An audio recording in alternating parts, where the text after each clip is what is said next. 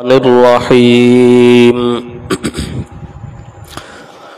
لا خير في كثير من نجواهم إلا من أمر بصدقة أو معروف أو إصلاح بين الناس ومن يفعل ذلك ابتغاء مرضات الله فسوف نؤتيه أجرا عظيما ومن يشاقق الرسول من بعد ما تبين له الهدى ويتبع غير سبيل المؤمنين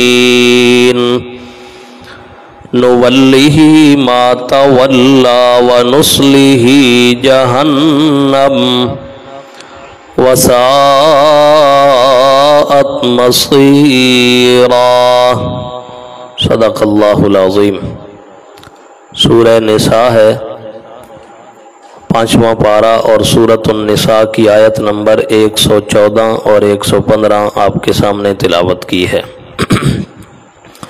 لا خیر فی کثیر من نجواہم، کوئی خیر نہیں ہے ان کے اکثر مشوروں میں، الا من امر بصدقۃ، مگر اس میں کہ جو حکم کرے صدقے کا، خیرات کا، او معروف یا کسی نیکی کا، او اصلاح بین الناس یا لوگوں کے درمیان صلح کرانے میں، وَمَن يَفْعَلْ ذَلِكَ، اور جو آدمی یہ کام کرے، ابتغاء مرضات اللہ، محض اللہ کی رضا کی طلب میں، فَسَوْفَ نُؤْتِيهِ، ان قریب ہم اس کو عطا کریں گے، اجرًا عظیما، اجر بہت بڑا، وَمَن يُشَاقِقِ الرَّسُولَ، اور جو کوئی مخالفت کرے رسول کی، من بعد اس کے، ما تبین لہ الہدی، جو کہ واضح ہو چکی اس کے لیے ہدایت، وَيَتَّبِعْ غَيْرَ سَبِيلِ الْمُؤْمِنِينَ، اور وہ پیروی کرے مومنوں کے مخالف رستے کی، نُوَلِّهِ مَا تَوَلَّى، ہم اس کو سپرد کر دیتے ہیں اسی کے جس کا وہ والی بنا، وَنُصْلِهِ جَهَنَّمْ، اور ہم اسے گھسیٹ پھینکیں گے جہنم میں، وَسَاءَتْ مَصِيرًا، اور بہت ہی بری پناہ گاہ ہے، بہت بری جگہ ہے لوٹنے کی۔ گزشتہ آیات میں جیسا کہ آپ پڑھ چکے کہ بجائے اس کے کہ لوگوں کے لیے کوئی اچھا کام کیا جائے، ایک آدمی نے چوری کر کے اپنا جرم بھی دوسرے پہ ڈال دیا۔ تو قرآن مجید ایسے جرائم سے لوگوں کو روکنے کے لیے اللہ تعالیٰ نے نازل کیا ہے۔ یہ بہت بڑی زیادتی ہوتی ہے کہ بجائے لوگوں میں صلح کرانے کے، بجائے ان کے اخلاقیات سنوارنے کے، الٹا ان کے اوپر بہتان بازیاں کرنا اور معاشرے میں بگاڑ پیدا کرنا۔ تو یہ بہت بڑا ایک ظلم ہے، زیادتی ہے، جرم ہے۔ تو اسی لیے فرمایا لا خیر فی کثیر من نجواہم، بھائی جو بھی خفیہ لوگ مشورے کرتے ہیں ان میں کوئی خیر نہیں ہو سکتی، صرف 3 چیزوں کے مشورے میں خیر ہے۔ عربی گرامر کے اعتبار سے جب بھی نفی اور اس بات کے درمیان کلام آ جاتا ہے تو اس میں حصر کا معنی پیدا ہو جاتا ہے۔ جیسے ہم کہتے ہیں لا الہ الا اللہ، کوئی الہ نہیں ہے، صرف اللہ ہے، تو حصر پیدا ہو گیا ہے، یعنی الہ اور کوئی ہو ہی نہیں سکتا، معبود کوئی ہو ہی نہیں سکتا، صفات معبودیت اور کسی میں آ ہی نہیں سکتی، الا اللہ، صرف اور صرف اللہ میں آئیں گے، صرف اللہ ہی معبود ہے۔ تو یہ نفی پہلے ہے، اس بات بعد میں ہے. تو نفی اور اس بات کے درمیان جو کلام گھومتا ہے اس کلام میں حصر کا معنی ہوتا ہے. تو اللہ یہاں یہی فرماتے ہیں لا خیر فی کثیر من نجواہم، نبی علیہ الصلوۃ والسلام کے خاص طور پہ جو مخالف لوگ ہیں ان کے مشوروں میں، ان کی میٹنگز میں، ان کے خفیہ تدبیروں میں، ان کی سازشوں میں کوئی خیر نہیں ہے الا من امر بصدقۃ، ہاں جو اگر کوئی خیرات کا حکم کرے، نیکی کے حکم کے لیے کوئی الگ سے مشورہ کر لیں تو اس میں خیر ہی خیر ہے، یعنی اور تو کوئی خیر نہیں، صرف 3 کاموں کے مشورے میں خیر ہے۔ نمبر 1 کہ وہ صدقہ خیرات کا حکم کرنے کے لیے خفیہ طور پہ مشورہ کریں۔ نمبر 2 کسی کو نیکی کی راہ دکھانے کے لیے، نیکی کا حکم کرنے کے لیے کوئی مشورہ کیا جائے، اس میں بھی خیر ہے۔ نمبر 3 لوگوں کے مابین صلح کرانے کے لیے جو مشورہ کیا جائے اس میں بھی خیر ہے۔ ان تینوں سے ہٹ کر جو بھی مشورہ ہوگا اس میں خیر نہیں ہے، حسر کا یہ معنی ہے۔ اب یہاں ایک لفظ آیا نجوا، نجوا کا کیا معنی ہے؟ نجوا اس سرگوشی کو بھی کہا جاتا ہے کہ جو کسی کو الگ تھلگ لے جا کر کسی کے کان میں بات کی جائے، اس کو بھی نجوا کہا جاتا ہے۔ اور اس کو بھی نجوا کہا جاتا ہے جو کوئی ایک قوم مل کے الگ تھلگ ہو کے خفیہ مشورہ کرے۔ ایک تو ہے نا ایک آدمی تنہائی میں کسی کے ساتھ بات کرتا ہے، اس کو بھی نجوا کہتے ہیں، اور جس کا آسان لفظوں میں اردو میں ترجمہ ہے مشورہ کرنا۔ دوسرا یہ ہے پوری ایک قوم مل کے الگ ہو کے مشورہ کرتی ہے، اس کو بھی نجوا کہتے ہیں۔ نبی علیہ الصلوۃ والسلام کے ساتھ بڑا اس طرح کا منافقین نے دھوکہ کیا ساری زندگی۔ رسول اللہ صلی اللہ علیہ وسلم مصلی پہ تشریف لاتے نماز پڑھانے کے لیے، اب منافقین کی چال یہ ہوتی تھی کہ وہ صرف یہ باور کرانا چاہتے تھے لوگوں کو کہ ہمارا بڑا تعلق ہے اللہ کے نبی کے ساتھ، کیونکہ منافق جو تھے نا ان کی ساری گیم اسی کے ارد گرد گھومتی تھی، لوگوں کو دکھانا ہے بس، لوگ ہمیں ایسا سمجھیں، لوگ ہمیں ایسا سمجھیں، ان کو یہ کوئی پرواہ نہیں تھی اللہ کے ہاں ہمارا کیسا مقام ہوگا اس کام کی وجہ سے، بس وہ لوگوں کو یہ خوش کرنا چاہتے تھے۔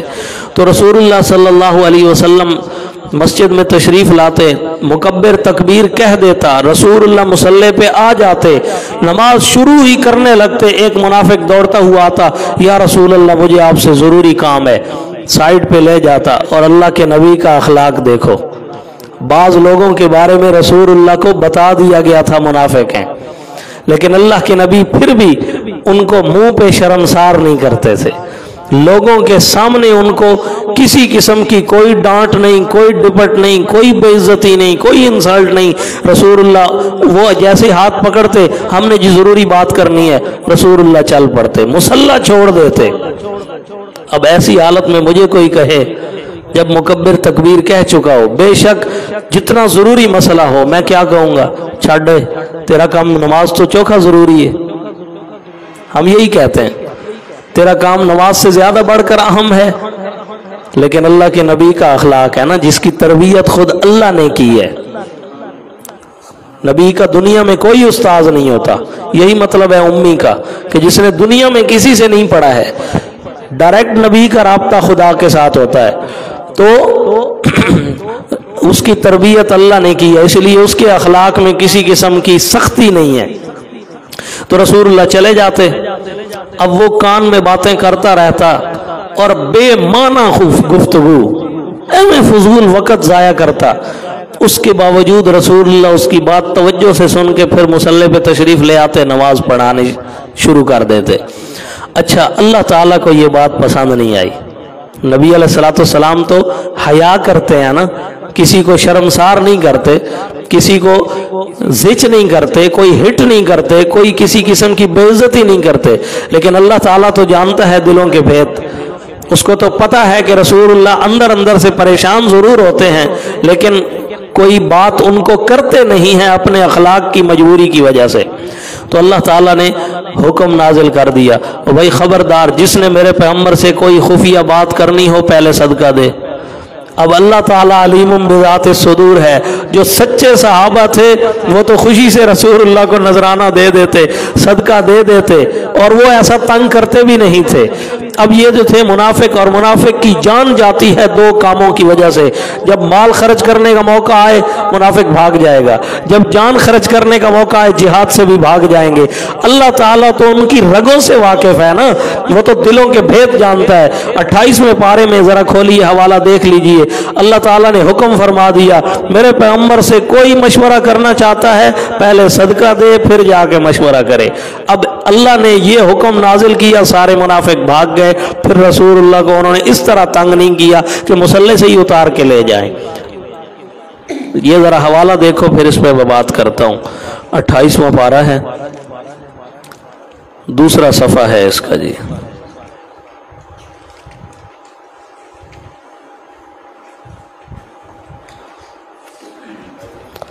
सूरतुल मुजादला है और सूरह मुजादला की आयत नंबर 10 खोलिए जी।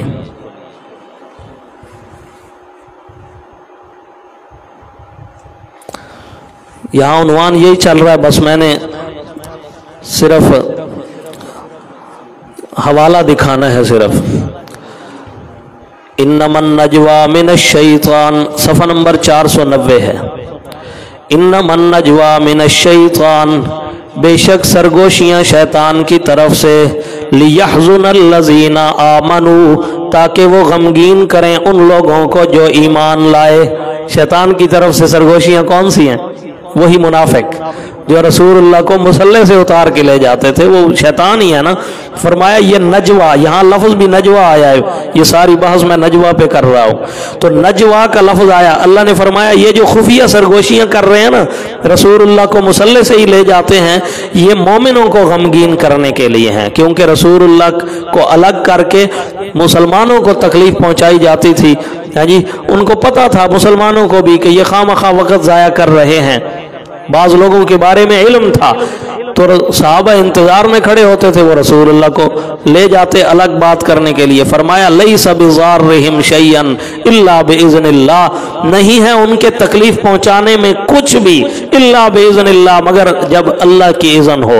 अल्लाह का इज़्न होगा तो उनको तकलीफ पहुंचेगी। इनका मकसद मुनाफिकीन का ये है रसूलुल्लाह को तकलीफ पहुंचाएं, मोमिनों को तकलीफ पहुंचाएं।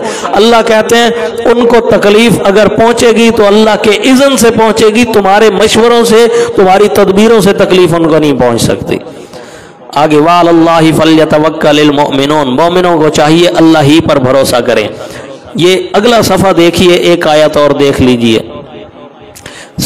आयत नंबर 12 सूरह मुजादला की, आयत नंबर 12। या अय्युहल्लज़ीना आमनू, ए ईमान वालो, इज़ा नाजैतुमुर रसूला, जब तुम मुनाजात करने लगो रसूल से। नाजैतुम ये उसी नजवा से निकला है, यानी मुनाजात का मतलब होता है कान में बातें करना, अलग करके बातें करना। तो अल्लाह ने फरमाया इज़ा नाजैतुमुर रसूला, जब रसूलुल्लाह से मशवरा करने लगो। आसान माना यह है, रसूलुल्लाह से मशवरा करने लगो। फ़क़द्दिमू बैना यदै नजवाकुम सदका, पस आगे करो अपने मशवरे से पहले सदके को। ये हुक्म अल्लाह ने दिया, नबी से मशवरा करने से पहले मशवरे की फीस दो, सदका दो। ज़ालिका खैरुल लकुम व अतहर, ये तुम्हारे लिए ज्यादा बेहतर है और बड़ी पाकीज़गी की बात है। फ़इल्लम तजिदू, सो अगर तुम न पाओ, यानी अगर तुम्हारे पास न हो पैसा और ज़रूरी मशवरा करना है, फ़इन्नल्लाह गफ़ूरुर रहीम, तो अल्लाह बड़ा बख्शने वाला बड़ा मेहरबान है। अब ये हुक्म जब आया तो मुनाफिक जो तंग करते थे ना, उन्होंने तंग करना छोड़ दिया, क्योंकि उनको माल खर्च करते हुए मौत पड़ती थी, तो वो फिर खामखा की तदबीरें उन्होंने ख़त्म कर दी। यहाँ लफ्ज़ भी नजवा का है, यही दिखाना था। अब आइए अपने सबक पर, तो क्या फरमाया, ला खैर फी कसीर मिन नजवाहुम, उनके अक्सर मशवरों में कोई खैर नहीं है, क्योंकि उनके मशवरे को भलाई के लिए तो थे नहीं, वो रसूलुल्लाह को तंग करने के लिए थे। अल्लाहु अकबर। इल्ला मन अमरा बिसदक़तिन, मगर जो हुक्म करे सदके का, उसके लिए मशवरा करें, उसमें खैर है। औ मारूफिन, या नेकी के लिए। आज भी अगर हम कोई मीटिंग करें तो हमें ये 3 चीज़ें मद्देनज़र रखनी चाहिए। ये सोचना चाहिए कि हम ये जो काम कर रहे हैं, मशवरा कर रहे हैं, इसमें लोगों की भलाई है या नहीं, वो मारूफ में आएगी। या लोगों के ऊपर माल खर्च करने का हुक्म उसमें है या नहीं, वो सदके में आएगा। या हम ये जो बैठे हैं क्या लोगों को जोड़ने के लिए बैठे हैं या लोगों में उल्टा फसाद करने के लिए बैठे हैं। ये तीन चीज़ें हमें भी अपने मशवरे में मद्देनज़र रखनी चाहिए। अगर ये तीनों में से कोई एक भी ना हुआ तो समझ लो उसमें खैर नहीं है, फिर उसमें फसाद ही फसाद है। हाँ जी, औ मारूफिन या नेकी का हुक्म के लिए, औ इस्लाहिम बैनन नास या लोगों के दरमियान सुलह कराने के लिए। लोगों के दरमियान सुलह कराना बड़ा नेकी का काम है। एक हदीस सुनिए, मैं मुख्तसर कर रहा हूँ। तिरमिज़ी शरीफ में हदीस है, नबी अलैहिस्सलाम ने सैयदना अबू दरदा रज़ी अल्लाह ताला अन्हु को फरमाया, अबू दरदा मैं तुझे कोई ऐसा काम न बताऊं जो नमाज से भी बेहतर है, रोज़े से भी बेहतर है, नफली इबादतों से बेहतर है, अल मुख्तसर के हर नेकी से बेहतर है, अच्छा काम है। जी या रसूल अल्लाह ज़रूर बताइए। आपने फरमाया दो मुसलमान भाइयों के दरमियान सुलह कराना ये नमाज से भी रोज़े से भी अफजल तरीन काम है। हमारे यहाँ तो ये होता है जो लड़े हुए हैं तो मज़ीद तेल डाला जाए जलती के ऊपर और मज़ीद भड़काया जाए उसको। हालांकि लोगों के दरमियान सुलह कराना रसूलुल्लाह ने फरमाया नमाज और रोज़े से भी बड़ा अजर का काम है। ये मतलब नहीं है कि ये कोई उससे कम तर है, मतलब ये है कि अगर इखलास नीयत से ये लोगों के दरमियान सुलह करा रहा है तो इसको अल्लाह ताला बहुत बड़ा अजर व सवाब अता करेगा।